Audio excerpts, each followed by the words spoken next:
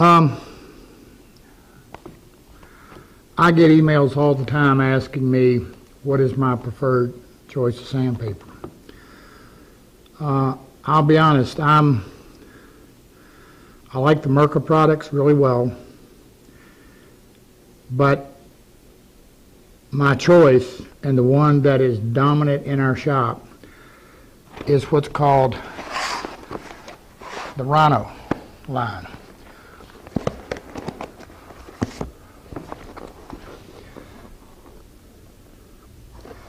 Now, before I do this, I'm going to be very clear. We have absolutely no affiliation with anybody on products, period. But that said, I buy pretty much all of my abrasives from Industrial Abrasives. They're out of Reading, Pennsylvania, a small company, family owned, and we have found their products to be excellent. They custom make sanding belts and pretty much anything you want. Now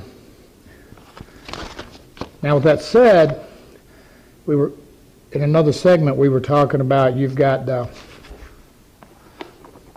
hook and loop with the Velcro back, and then you've got the PSA papers. Stands for pressure sensitive.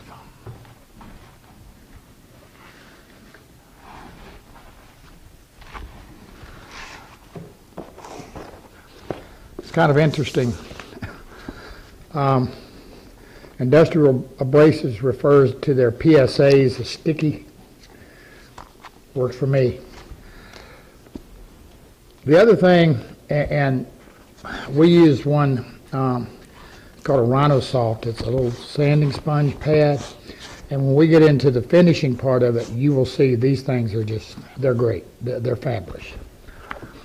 I like them a whole lot better than, you know, just a regular piece of sandpaper for mid-coat sanding and so forth, so on.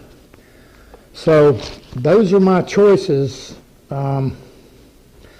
Again, we have the Merca Abernet. I really like it. I like the aggressive cut and whatever. So, you know, that's just kind of short and sweet. We've tried them all. I mean, every kind of sandpaper you can think of, and they're all good. You know, you've got the Norton. Norton makes good sandpaper. I'm not going to. 3M makes good sandpaper. But I have just found that the Rhino line from Industrial Abrasives lasts far better. Now, the hook and loop versus the sticky. If you've got one sander, I would say that you would want the hook and loop. The reason for it is you can take a hook and loop and you can remove it and reattach it because of the Velcro. So you have less sandpaper waste. The pressure sensitive, typically when you peel it off, it's done for.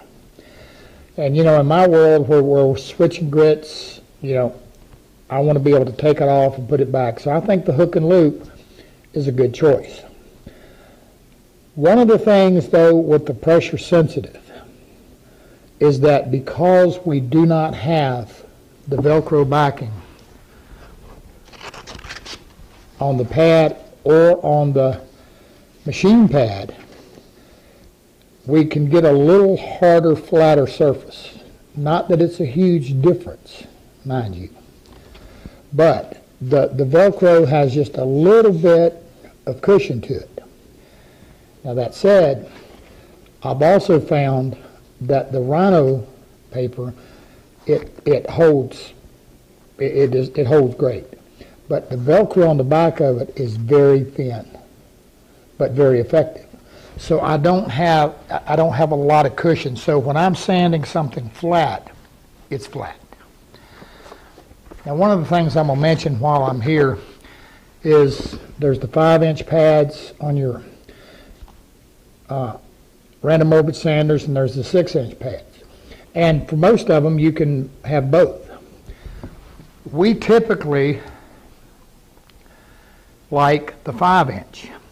Just simply smaller, better access to different things, and so forth, so on.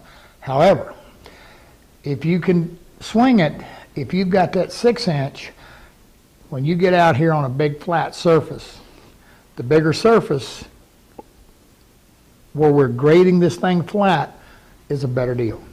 It works better. You're going to get a little flatter. You're not going to have a tendency to rock or anything like that. It just gives you a much better bearing surface.